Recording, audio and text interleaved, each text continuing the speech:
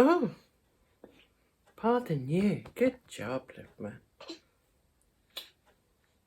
Good job. Good morning, everyone. Liliana from Vanilla and Canela here. Welcome back to my channel, to another video and to Vlogtober. So today I am here with Master Oscar, the youngest member of our household. And as you can tell, he's wide awake. He's got a bit some hiccups. So I thought, hashtag mum life, I need a video for today, seeing that I didn't film yesterday. So I thought it's about time I tell you about my birth story, my C-section. Grab yourself a coffee. This is going to be a long one, and let's get started.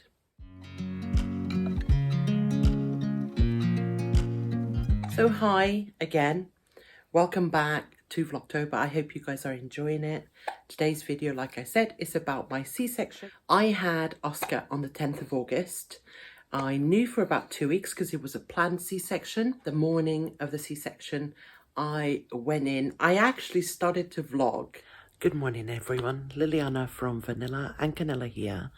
Welcome back to my channel and to another video.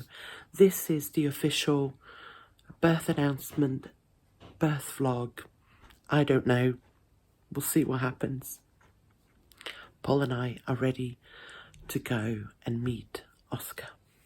But the reality is, it just didn't work out that way. So my main concern, obviously going into surgery, I'm not afraid of surgery. I've had plenty in my life for different reasons. So I'm not really, it doesn't bother me. My main concern was obviously that he was going to be okay. And my second concern was that I was not going to feel thirsty.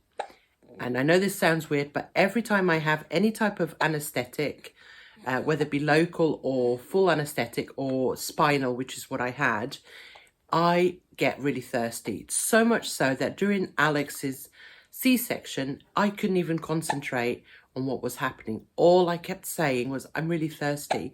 I'm really, really thirsty. Like, it literally overtakes anything else in my head. And such a amazing moment of seeing my son Alex being born was very much tainted by this overwhelming, I can't even explain, thirst. So I was very worried about that. And I told the guy who gave me my, the doctor who gave me my spinal, said, look, this is what happened. And he sort of shrugged it off and said, oh, okay. Like, so I thought, oh, so there's nothing they can do. I'm going to feel exactly the same. No, I didn't. During this, and I said, first of all, the spinal didn't work the first time around. So they had to do it again. That was not pleasant. And that didn't fill me with confidence in the doctors. But then once we got the meds in and stuff, Paul was sat by my head with a screen in front of us so we couldn't see what the doctor was doing. And immediately I started feeling sick, you know, like really nauseous. So I told him, the doctor had said to me, if you feel nauseous, anything, I need you to tell me. So he gave me more medicine. I felt a bit better. And then I felt nauseous again. So I had a lot of that.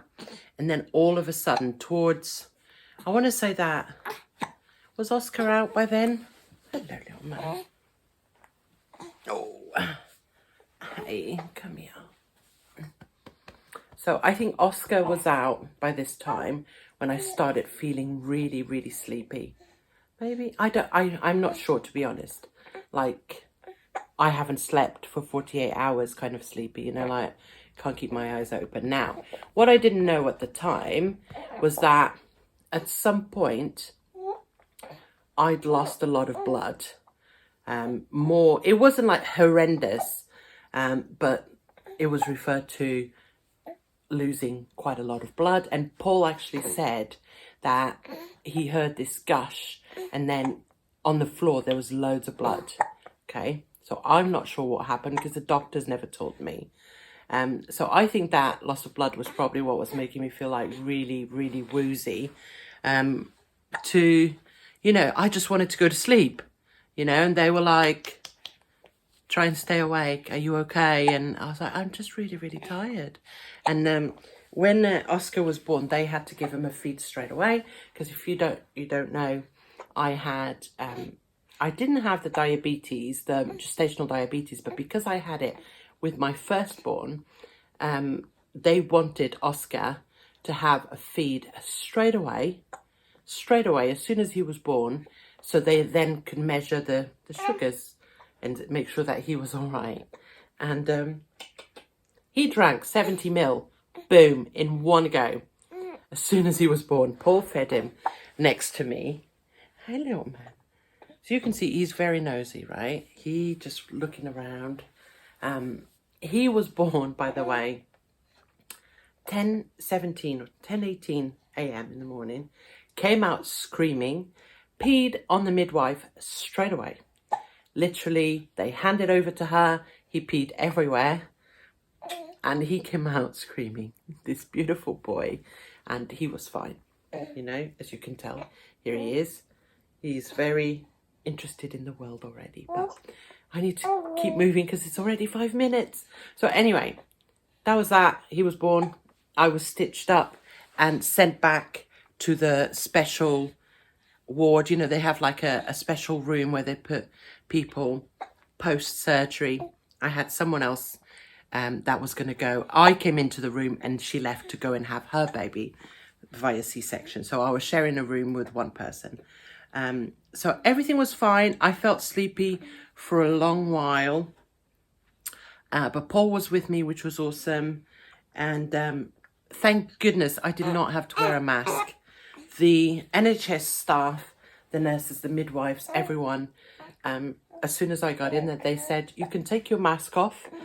Don't worry, we're all wearing a mask, so you don't have to, which I thought was amazing. Like, NHS stuff blows my mind, what they do. And, you know, so I felt really comfortable. Paul had to wear a mask, but who cares about him? It's all about me and the baby, right?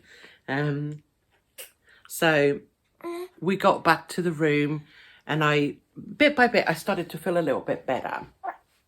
You know, the tiredness became a little bit better, and then I could eat and drink, and I was thirsty, you guys. I was so thirsty. I kept asking for more water. So the rest of the day was okay. Paul and I were just like besotted with our little boy, just looking at him and feeding him and holding him. You know, I couldn't move from the bed because obviously I'd had the stitches. So Paul was doing everything for me, but I got to hold Oscar and all that and have like the skin contact. So that was lovely, wasn't it? And yeah, he seemed very chilled out little baby. Not like you see him now, curious about the world. Look at him, Oscar. So yeah, Paul went home and I was told that they were gonna move me to the ward later that evening. Now, as the day went by further and further and I hadn't moved, it became apparent that they were doing something, right? And they said basically they weren't happy with my heartbeat. It was too fast and my blood pressure was low, which is something that's never happened to me before. I always tend to have a high blood pressure. So they wanted to monitor that. I ended up staying overnight and they took my bloods. They came back and said that they weren't very happy, again, with the heart situation. So they wanted for me to stay and be monitored, which was fine. So the next morning, still they weren't happy, more tests, everything was coming back all right.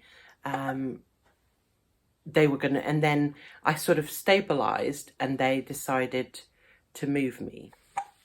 So they moved me. They moved me into a ward across the road, not across the road, across the corridor. And I was the only one in this ward. And there were 6 beds on the ward. And I was in the one by the window, furthest away from the door kind of thing, tucked in the corner. I was fine with that. You know, I don't require a lot of attention.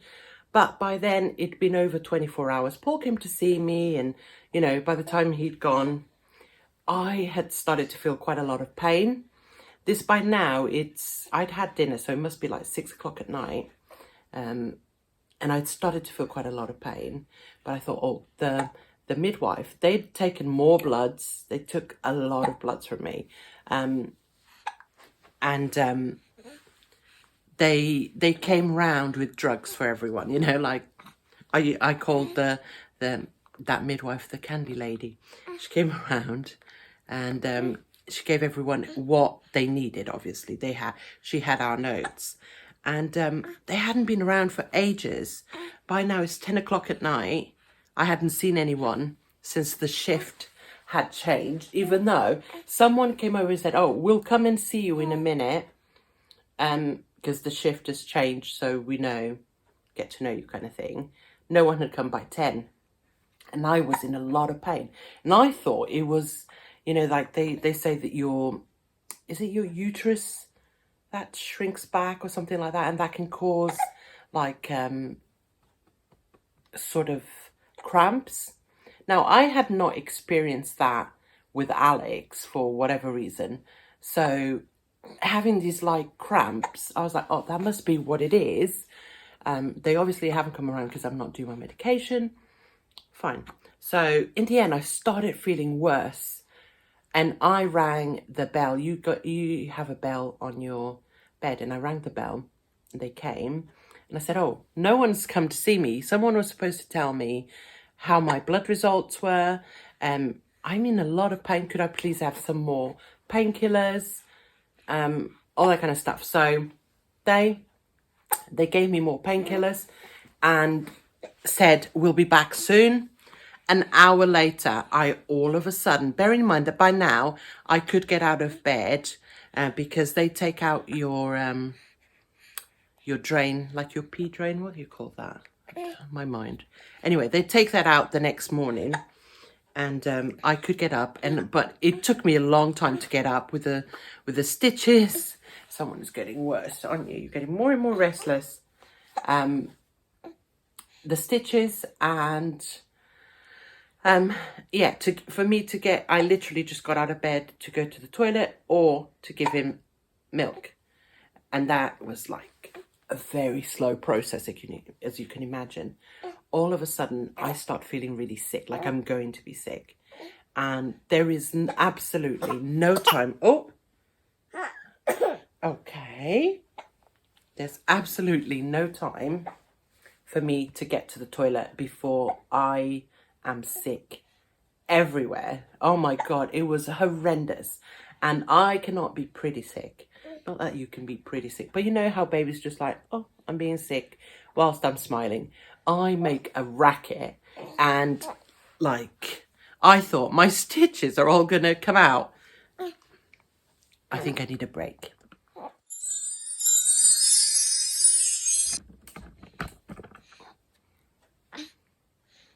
So someone's having the rest of his bottle. I left you on a cliffhanger there. But so I was sick everywhere. I rang the bell for help, and they came. They cleaned me up very gracefully, bless them. I'd been sick everywhere on the floor.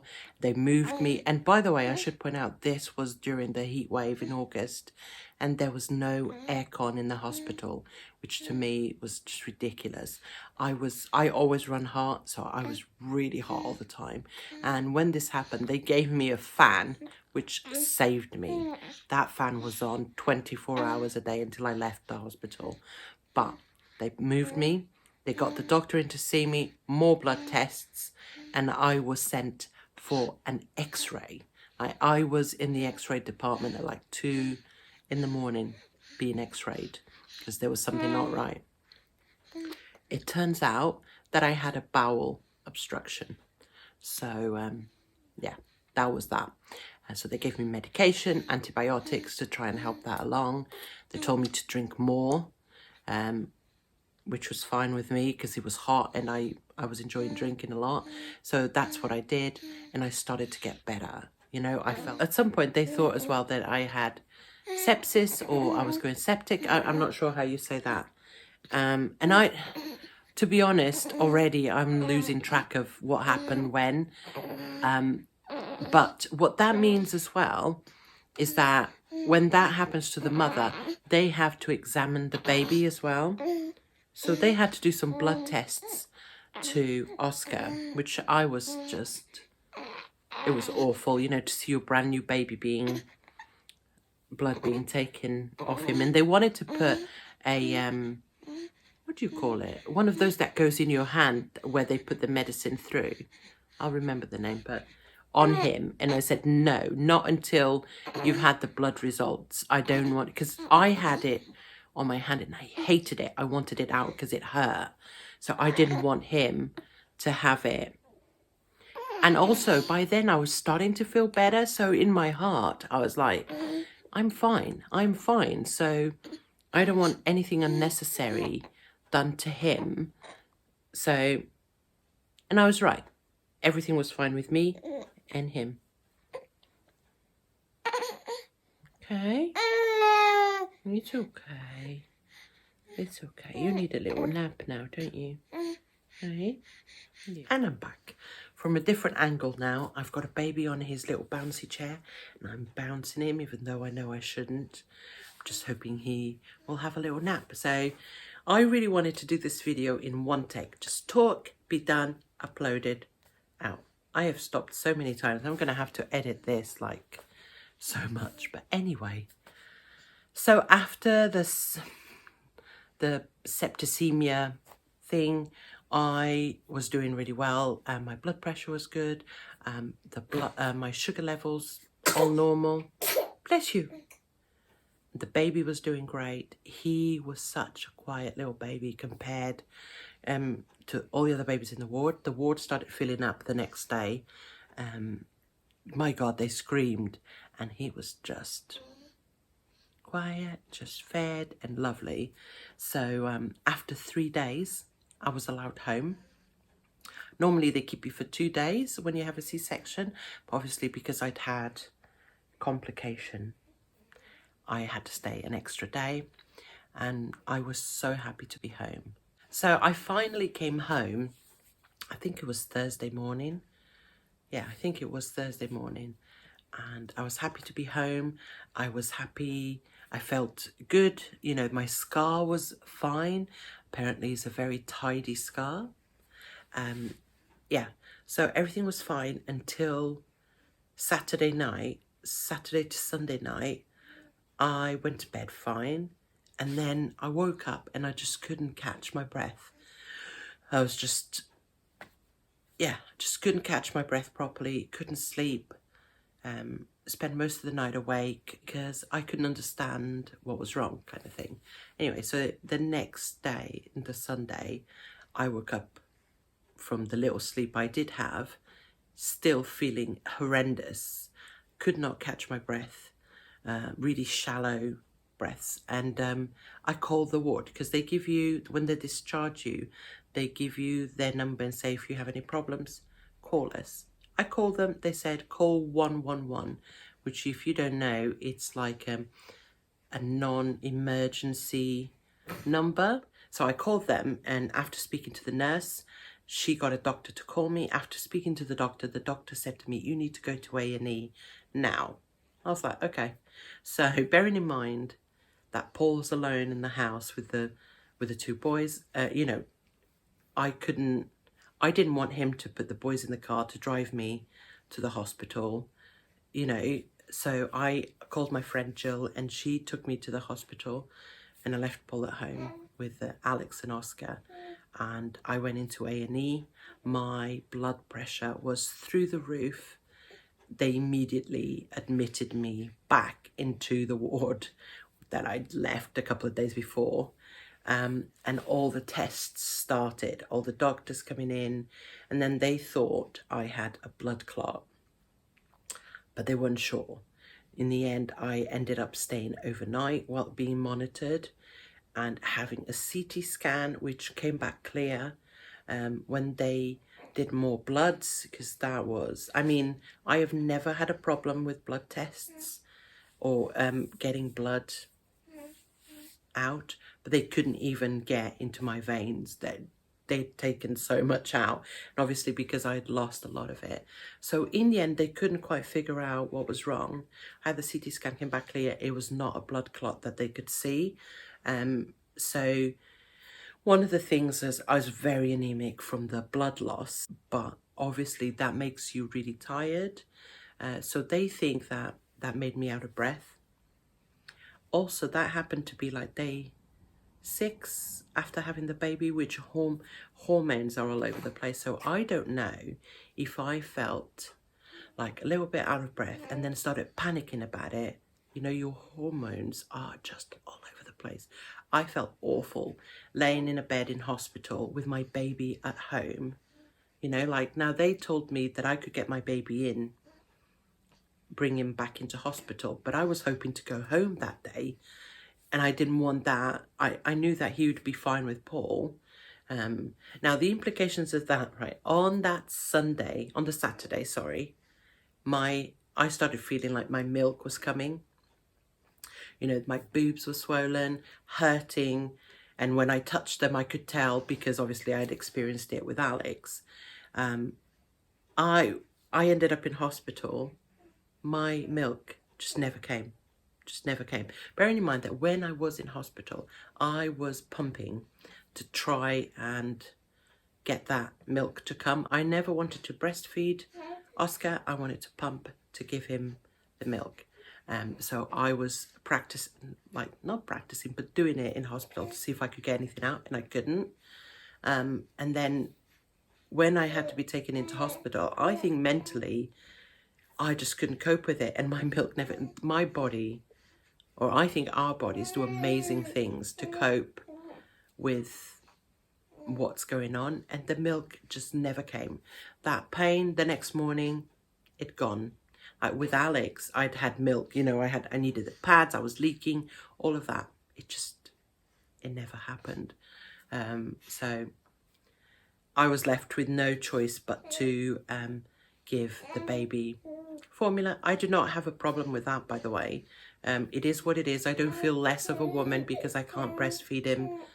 It's fine. It, to be honest, is one less thing in that moment where I was at mentally, where I felt so bad for being in hospital with a brand new baby at home and guilty, you know, and all.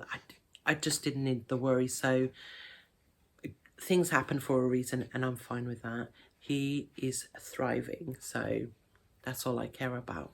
So yeah, so I came home and I just started feeling better. They gave me, I had to inject myself.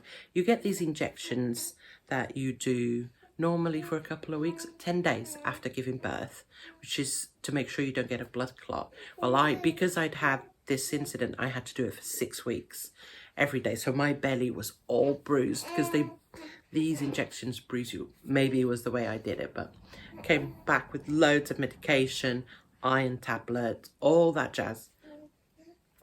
But I did start feeling better very quickly. And that's when I came back and started filming again. And I've been feeling fantastic. My scar is healed with no problems. And as you guys see me, I feel pretty good. I feel normal. But it was a little bit traumatic. So that is my birth story, you guys. Hope I haven't bored you senseless. Yeah, I wanted to have it in a video so I didn't forget it, because already I'm forgetting like bits of it. I don't know if it's like trauma hiding, you know, like, but anyway, I am gonna end this video here, and I'm gonna start filming day in the life kind of videos, so I have a video for tomorrow. So you're seeing this today is Wednesday, so you're probably going to see this in the afternoon if I can edit it properly and quickly. So I hope you guys enjoyed this video. Have a good day, and I'll see you tomorrow. Bye.